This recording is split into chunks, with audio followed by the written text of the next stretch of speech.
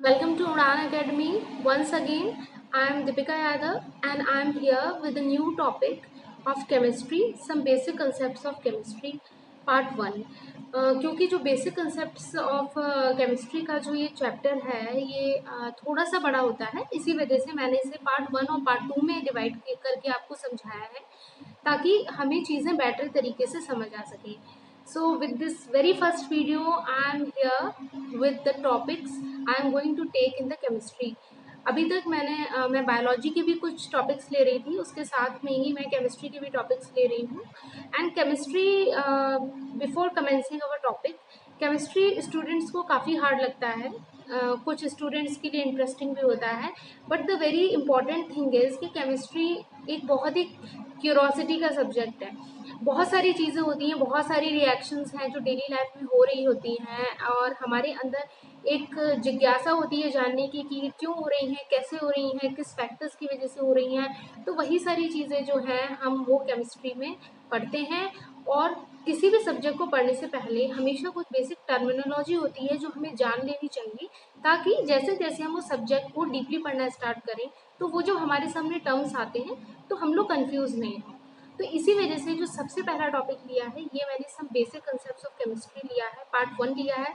और this chapter is very important for the competitive exams like KVS के TGT और PGT के recruitment exams के लिए, साइंस ओलम्पियाड्स के लिए, for class 11th and 12th it is also very important. और NTSE exam, national talent search examination या NSTSE exams में भी काफ़ी बार इसमें से क्वेश्चंस पूछे जाते हैं. So without wasting time, let's commence. So the first thing is, what is chemistry? Chemistry क्या होती है? तो सबसे पहले केमिस्ट्री एक साइंस की ब्रांच होती है. ठीक है, अब केमिस्ट्री के अंदर हम लोग क्या बातें कर रहे हैं, तो हम डिफरेंट टाइप ऑफ केमिस्ट्री के अंदर जो वर्ड निकल के आ रहा है दैट इज केमिकल्स. तो the study of chemicals, the study of different kind of bonds, जो केमिकल स्ट्रक्चर्स के बारे में पढ़ना है ना, ये सब चीज़ें को जब हम एग्रीगेटेड फॉर्म में पढ़ते हैं तो वो ब्रांच ऑफ साइंस जो कि केमिकल से डील कर रही है, जो कि डिफरेंट रिएक्शन से डील कर रही है, वही आपकी केमिस्ट्री कहलाती है. और जो फिगर में डिपिक्ट किया है बहुत अच्छे से, test tubes and all the some of the parts of the Mendeleev periodic table I have also taken. और ये डिफरेंट टाइप ऑफ इंस्ट्रूमेंट्स जो होते हैं वो साइंस लेबोरेटरी में यूज़ हो रहे हैं. डिफरेंट टाइप ऑफ एटम्स के डिफरेंट टाइप ऑफ जो भी स्ट्रक्चर्स होते हैं कुछ कंपाउंड्स को, उनको हम लोग डिकोड करेंगे जैसे जैसे हम लोग धीरे धीरे डिफरेंट डिफरेंट टॉपिक्स की तरफ बढ़ेंगे.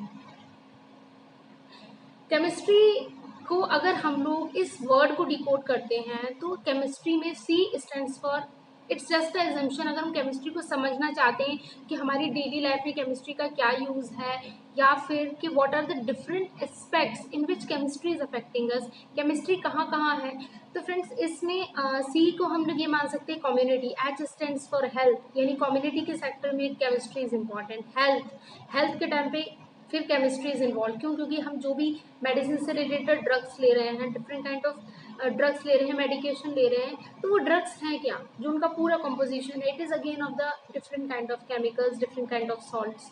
एनवायरमेंटल इफेक्ट्स, एनवायरमेंट में हम लोग सब जो भी डिफरेंट टाइप के एनवायरमेंट में केमिस्ट्री वहाँ पर भी इन्वॉल्व है. डिफरेंट टाइप ऑफ केमिकल्स है, इवन पानी, एयर, ऑक्सीजन, एटमॉस्फेयर, जो डिफरेंट काइंड ऑफ मिक्सचर है गैसेस का एटमॉस्फेयर, वो भी एक केमिकल मिक्सचर है. क्योंकि हम लोग देखेंगे ऑक्सीजन, नाइट्रोजन, इन लोगों का भी डिफरेंट डिफरेंट केमिकल कॉम्पोजिशन है. Next it is for M. M stands for medicine, I have already explain this. I for industry, industries में हमें पता है काफ़ी सारी इंडस्ट्रीज हैं जो केमिकल प्रोडक्ट्स को सिंथेसाइज कर रही हैं. और जो भी आप लोग केमिस्ट्री को जो हम पढ़ना स्टार्ट करेंगे, डिफरेंट काइंड ऑफ रिएक्शंस पढ़ेंगे, तो वो सारे रिएक्शंस में किस तरीके से वो रिएक्शन प्रोसीड हो रही है, किस एंजाइम के थ्रू हो रही है, वो कौन सी प्रोसेस हो रही है, वो सारी प्रोसेसेस जो हैं, या इंडस्ट्रियल मैन्युफैक्चरिंग उस प्रोडक्ट की कैसे हो रही है. तो दैट मीन्स वी कैन से कि इंडस्ट्रीज में भी केमिस्ट्री इम्पॉर्टेंट है. Science obviously it is a very indispensable part of science. Next is technology. जैसे जैसे आप केमिस्ट्री में एडवांसमेंट कर रहे हैं, डिफरेंट डिफरेंट ड्रग्स को ढूंढ रहे हैं, ओके, या अदर जो भी ड्रग्स हैं या अदर तरीके की केमिकल कंपाउंड्स हैं, तो वो भी एक तरीके का टेक्नोलॉजी का पार्ट है. Next is it is research. Obviously chemistry बहुत ही इंपॉर्टेंट प्लेस होल्ड करता है रिसर्च के फील्ड में. एंड फाइनली जो वाई है, यू. इवन हम अगर मैं अपनी बात करूं, आपकी बात करूं, ह्यूमन बींग्स की बात करूं, तो हम लोगों के अंदर भी केमिस्ट्री है, ठीक है। हमारी ब्लड है, ठीक है, हमारी बॉडी में डिफरेंट टाइप ऑफ टिश्यू है, ब्लड है, ब्लड का अपना अलग कंपोजिशन है, okay. Different type of body में सॉल्ट चल रहे हैं, डिफरेंट टाइप ऑफ रिएक्शंस हो रही हैं, है ना। तो वो सब हैं क्या, they are all the chemical reactions. Even respiration, respiration आप सांस ले रहे हैं, आप इनहेल कर रहे हैं, आप एक्सेल कर रहे हैं, it is also one of the chemical reactions. So इस केमिस्ट्री को जो मैंने यहाँ पर डिकोड किया है, ये आराम से क्लियरली हमें इंडिकेट कर रहा है कि we are nothing without chemistry. Chemistry हमारे अंदर ही है, हम केमिस्ट्री से चारों तरफ से घिरे हुए हैं। It is a important, indispensable and inseparable part of our life. So now let's come to the very first part, जो सबसे हम जब नीचे के लेवल से सिंप्लीफाइड मैनर से जब हम ऊपर की तरफ होने चलेंगे, तो matter, what is matter? Matter is anything which occupies space and it has a mass. कोई भी ऐसी चीज जो कोई भी स्पेस को ऑक्यूपाई कर रही है और उसका कोई स्पेसिफिक मास है, उसे हम लोग मैटर कहते हैं। All things which are around us, for example water, air, book, tablet, ये पेन है, ये पेन मेरे हाथ में, इसे मैं टेबल पे रख दूंगी, एक स्पेसिफिक, देखिए इसका एक मास भी है और एक स्पेस भी ऑक्यूपाई कर रहा है, तो ये भी मैटर है। इसी तरीके से आप पानी ले रहे हैं, पानी को हमने क्या किया, ग्लास में कर दिया, उसका एक डिफरेंट, उसका एक मास भी है और वो एक स्पेस भी ऑक्यूपाई कर रहा है। तो what is water? It is also matter. So basically there are 5 states of matter: solid, liquid, gases, plasma and Bose-Einstein.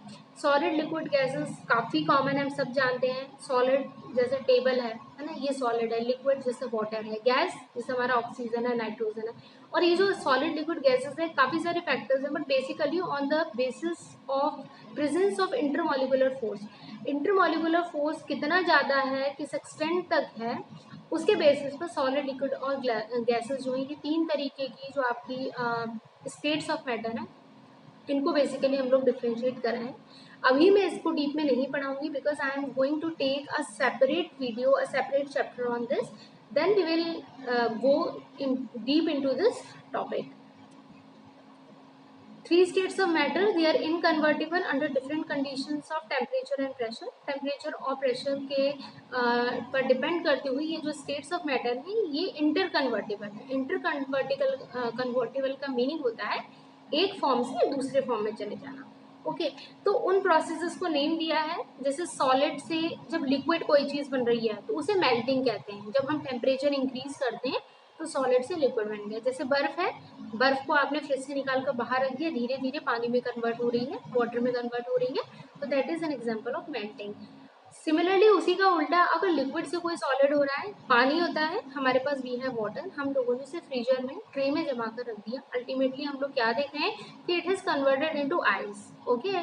तो वो चीज़ क्या हुई, लिक्विड से सॉलिड बन गई। तो इस प्रोसेस को हम लोगों ने फ्रीजिंग कहा है। लिक्विड से जब गैस बन रही है तो हमने इसको इवेपोरेशन कहा है। कैसे देखते हैं लिक्विड से गैस? आप पानी होता है, हम कपड़े, भीगे कपड़ों को सुखाते हैं, धीरे धीरे हम लोग क्या देखते हैं, जैसे जैसे टेम्परेचर बढ़ता है, धूप की वजह से क्या होता है, धीरे धीरे पानी भाप बढ़ के उड़ जाता है। तो वो जो हमारा जो भी पीस ऑफ क्लोथ था, वो हम लोग कहते हैं वेट से वो ड्राई हो जाता है। दैट मीन्स वो जो लिक्विड है वो गैस में कन्वर्ट हो गया है। इस प्रोसेस को इवेपोरेशन कहते हैं। और जब गैस जो है वो लिक्विड के फॉर्म में हो रही है, that is called as condensation. तो गैस है, जब भी वो लिक्विड के फॉर्म में करते हैं तो हमने उसे क्या है, कंडेंसेशन कह रहे हैं। सॉलिड से जब डायरेक्ट गैस में कोई चीज़ कन्वर्ट हो रही है, उसे हम लोग सब्लिमेशन कहते हैं। ये चीज़ हम लोग कैम्फर के केस में देखते हैं। कपूर को अगर आप खुला छोड़ देते हैं तो धीरे धीरे वो गैसियस फॉर्म में कन्वर्ट हो जाता है। तो इस प्रोसेस को हम लोग सब्लिमेशन कहते हैं। और अगर गैस जो है वो सॉलिड में कन्वर्ट हो रहा है तो हम लोग इसे डिपोजिशन कहते हैं। तो nothing to worry all about it. धीरे धीरे हर चीज़ का मैटर हमेशा उसे आप ढूंढने की कोशिश कीजिए, उसी वर्ड के अंदर ही उसका मीनिंग मिलेगा। That is a trick to understand science in a better way. Next is chemical classification of matter. Depending upon the chemical composition, the macroscopic और bulk level matter is classified as matter जो है उसे हम लोगों ने किस में convert किया है, प्योर सब्सटेंस और मिक्सचर्स में। प्योर सब्सटेंस और मिक्सचर्स में क्या डिफरेंस होता है? Pure substance they have a fixed composition, जबकि mixture they have a variable composition. Composition के बेसिस से प्योर सब्सटेंस की एक फिक्स्ड कंपोजिशन होगी, डेफिनेट कंपोजिशन होगी, जबकि मिक्सचर के केस में वेरिएबल कंपोजिशन हो सकती है। फर्दर प्योर सब्सटेंस को 2 क्लासेस में डिवाइड किया गया है, एलिमेंट्स को और कंपाउंड्स में। Elements they contain only one kind of particles, जबकि compounds they contain more than one type of particle in a fixed ratio. Elements में क्या है, सिर्फ एक तरीके के पार्टिकल्स होंगे, वो मिलकर एलिमेंट बना रहे हैं, जबकि एक से ज्यादा तरीके के पार्टिकल्स जब मिलते हैं और वो भी फिक्स्ड रेशियो में, तो वो कंपाउंड बनाते हैं। For example metals, non metals, metalloids, ठीक है, ये आपके एलिमेंट्स हैं। और कंपाउंड्स में इनऑर्गेनिक कंपाउंड्स हैं जो कि they are of mineral origin, and organic compounds they are of animal and plant origin. तो ये आपके कंपाउंड हो गए हैं।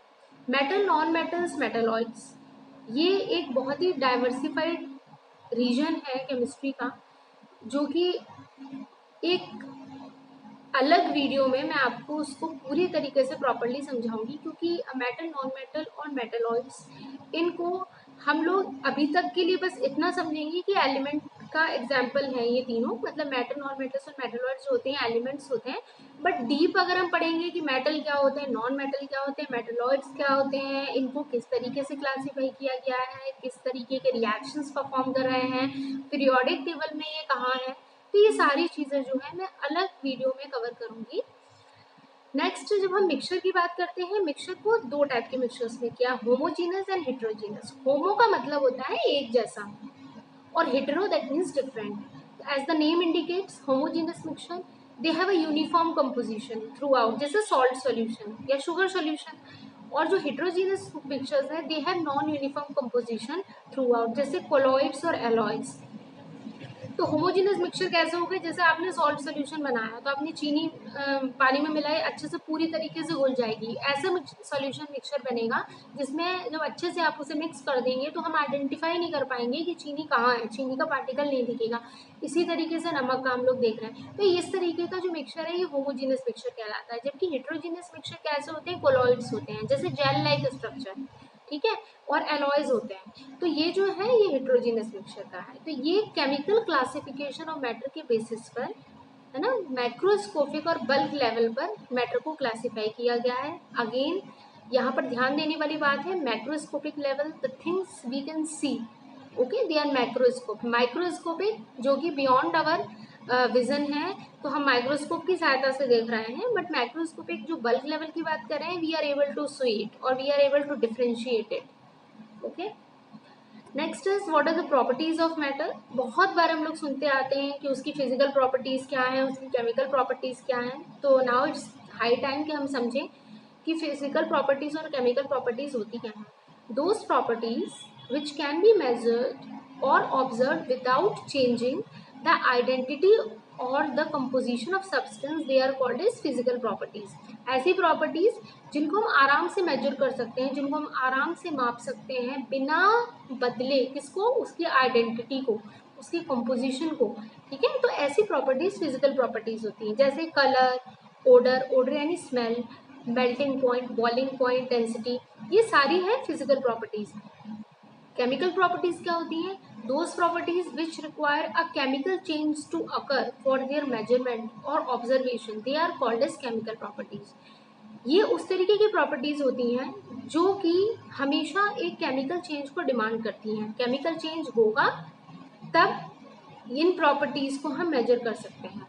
तो इन्हें हम लोग क्या कहते हैं, केमिकल प्रॉपर्टीज कहते हैं। That means we can say they are dependent on the occurrence of chemical reactions, जैसे एसिडिटी, बेसिसिटी, कंबस्टिबिलिटी। तो इसमें हमेशा एक केमिकल रिएक्शन होगा। जब केमिकल रिएक्शन हो जाएगा उसके बाद आप जब वो प्रॉपर्टी को मेजर करेंगे तो उस प्रॉपर्टी को आप केमिकल प्रॉपर्टी कहेंगे। जबकि फिजिकल प्रॉपर्टी कैसी चीज होती है, these properties they can be measured और observe without changing the identity or composition of substance, and they are called as physical properties. Now what are scientific figures? जब भी हम लोग बात करते हैं किसी भी वैल्यूज की, किसी भी फिगर्स की, तो हर जगह पे डिमांड होती है एक्यूरेसी की और रिलायबिलिटी की, कि एक्यूरेट कैसे किसी भी चीज़ की रीडिंग ली जाए, या कोई भी डिवाइस है जब वो किसी चीज़ को हम मेजर कर रहे हैं, किसी भी क्वालिटी को, किसी क्वांटिटी को मेजर कर रहे हैं, तो एक्यूरेसी का बहुत ध्यान रखना पड़ता है। तो इन रिगार्ड ऑफ दिस ये टर्म आता है that is called as scientific figures. So what is scientific figures? Scientific figures होते क्या हैं, the total number of digits in a number including the last digit whose value is uncertain is called the number of significant figures.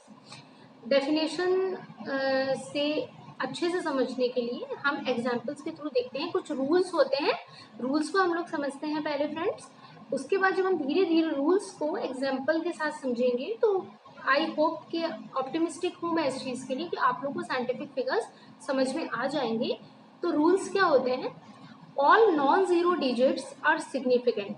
Non zero से मतलब होते हैं जैसे 285 centimetre है, यहाँ पर 3 सिग्निफिकेंट फिगर होंगी क्योंकि 2, 8, 5, 2, 8 और 5 ये तीनों नॉन जीरो डिजिट्स हैं. ठीक है, और ये तीनों सिग्निफिकेंट फिगर्स काउंट होंगे. जबकि 0.35 ml में देयर आर ओनली 2 सिग्निफिकेंट, क्योंकि जीरो तो है, वो तो एक जीरो डिजिट हो गया, वो काउंट नहीं होगा. 3, 5 जो है ये दोनों नॉन जीरो डिजिट है, इसलिए ये लोग काउंट होंगे सिग्निफिकेंट फिगर की कैटेगरी में.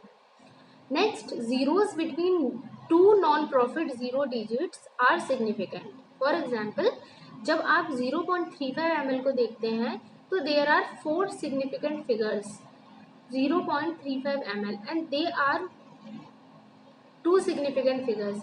हम लोग ये देख रहे हैं कि 0.35 ml के केस में यहाँ पर 2 सिग्निफिकेंट फिगर हैं 3, 5. और अगर 2 नॉन प्रॉफिटेबल जीरो डिजिट्स के बीच में कोई भी संख्या आती है तो वो क्या होगी, आपकी सिग्निफिकेंट फिगर में काउंट होगी. Trailing zero are significant only if the digit contains a decimal point. For example 1.560. इसमें ट्रेलिंग का मतलब होता है किसी के पीछे जब जीरो आता है ना, ट्रेलिंग पीछे की तरफ. तो 1.560 में यहाँ पर जीरो है तो ये ट्रेलिंग जीरो है. बट ये सिग्निफिकेंट तभी काउंट होगा अगर यहाँ पर डेसिमल इन्वॉल्व होगा. तो देखिए 1.560 में डेसिमल इन्वॉल्व है, इसी वजह से यहाँ पर 4 सिग्निफिकेंट नंबर हम लोग काउंट कर रहे हैं. 1 भी होगा, 5 भी होगा, 6 भी होगा और 0 भी होगा.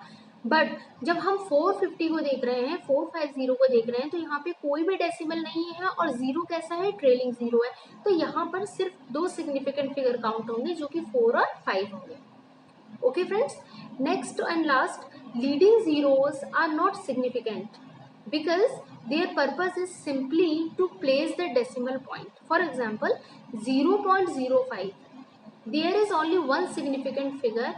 यहाँ पर 0.05 में क्या है, लीडिंग जीरोस को सिग्निफिकेंट नहीं माना गया है क्योंकि उनका पर्पस होता है कि सिंपली एक डेसिमल पॉइंट को हमें रखना है.